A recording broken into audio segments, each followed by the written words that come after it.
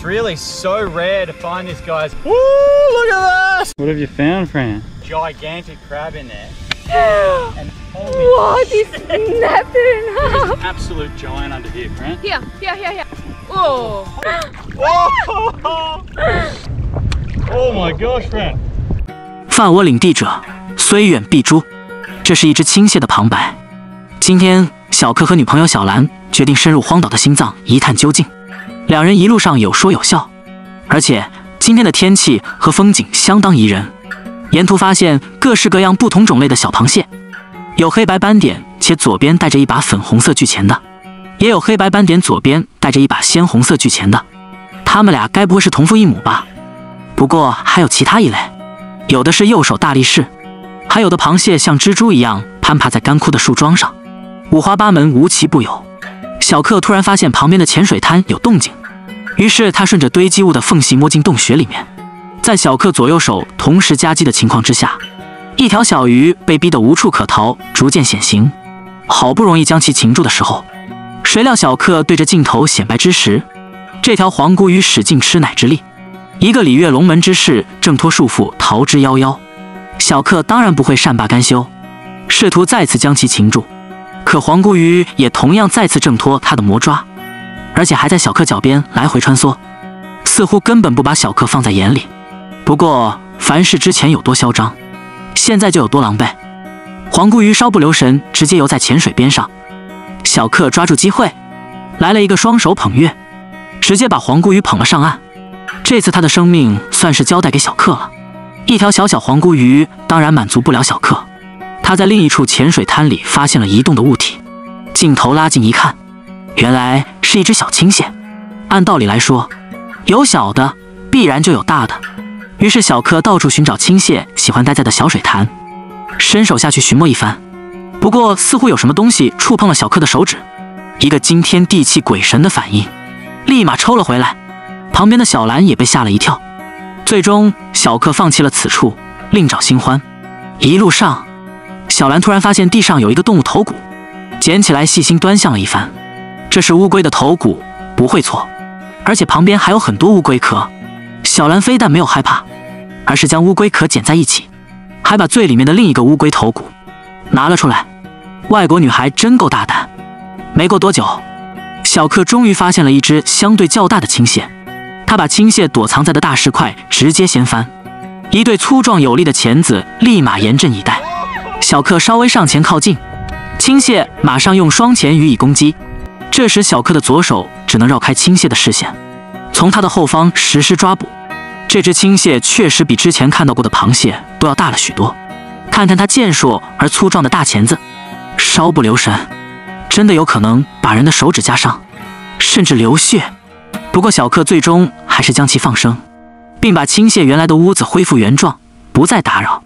因为在小克的心目中，这只青蟹还是不够大。也许在许多男人的眼中，猎物的大小其实对男人来说很重要。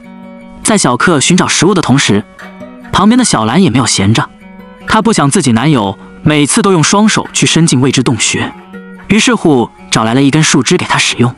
这时小克发现了一只巨大的软壳泥蟹趴在泥潭中一动不动，他将旁边的蟹壳捡起来与其对比了一下，接着双手捧起软壳泥蟹，按了按它的蟹钳，软软的，甚至还低头闻了一闻泥蟹，一切正常，没有异味。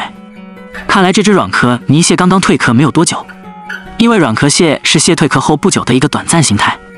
蟹一生经过13次蜕壳，每一次蜕变长大就是新的生命开始一般。在脱壳同时还脱去鳃、食囊、内脏，因而全身没有原来的一丝污垢。软壳蟹在自然界非常难得，因为螃蟹新的外壳会在脱壳的数小时后接触到水而逐渐变硬。现在的小克似乎有了更大的发现，他拿起树枝开始往小水潭中的石块缝隙捅去。突然砰的一声，这根3只手指粗的木棍应声折断。在旁的小兰也发出惊叹之声，不会被石缝里的猎物掰断了吧？这样也太可怕了。小克为了保护自己的纤纤玉手，还是决定双棍齐下揪出凶手。时间过了好一阵子，猎物还是躲在石缝中不敢出来正脸示人。而此时的小兰忍无可忍，她固定好摄像机，直接叫小克和他一起掀翻这块大石头。小克做事还是比较细心，为了防止掀翻的石头压死猎物，还特意用树枝确认一下猎物在不在之后，才放心放下大石块。而随之而来便是猎物的身影逐渐显露出来。突然，一只巨大钳子攻击了木棍，它似乎对这根木头充满敌意。这也难怪，好端端的一个午觉，给这两个家伙搞得昏天暗地，不发火才怪。不过丛林法则一向以来都是弱肉强食，尽管你有多不服气，强硬的拳头才是真理。小克右手直接抓住巨型倾泻后脑勺，起来的一瞬间，两人同时连连发出惊叹之声，他们都不敢相信这只倾泻这么巨大。小克还特意对着镜头指了指倾泻的大钳子，心在想，幸好刚才没有直接用手去摸黑探索，稍不留神，手指分分钟很有可能就交代于此，太可怕了。现在有鱼又有蟹，而且还有软壳泥蟹断掉的2只钳子，看来今晚的食物十分丰盛呀。事不宜迟，赶紧回营地开始烹饪。小兰回到庇护所，第一时间就是挂上2个乌龟头骨，营地瞬间有了荒野求生的感觉。你们觉得怎么样？小兰在等待炭火的同时，开始着手今晚烹饪的原材料。屠龙刀对准椰子的顶部连续砍了几刀，椰子立马被砍出了一个缺口，瞬间露出雪白的椰子肉和满满当当的椰子汁。这就是今晚烹饪的锅炉。小克把软壳泥蟹的残肢断臂放进椰子中，然后盖上盖子，这2锅椰子炖蟹前肉就此完成。现在只需放在炭火中加柴焖烧即可。等待美味食物的出炉，往往都觉得漫长无比。过了一会儿，饥渴难耐的小兰还是没能忍住，拿着屠龙刀去检查椰子炖蟹前肉好了没有。轻轻推开盖子，一股清香扑鼻的椰奶味迎面扑来，但里面的蟹前肉似乎没有熟透。为了保证野外生存不出意外状况，小克还是建议加大火力多炖一会。The verdict is we're going to stoke it up one more time, my friend. One last go. 这次应该熟透了，2个椰子外壳都烧得乌漆嘛黑，里面的蟹前肉颜色都变成金黄色。确定熟透之后，小兰小心翼翼地把2个椰子移到火堆旁边，而小克则拿着黄骨鱼来到海边，用小刀对其开膛破肚清理干净。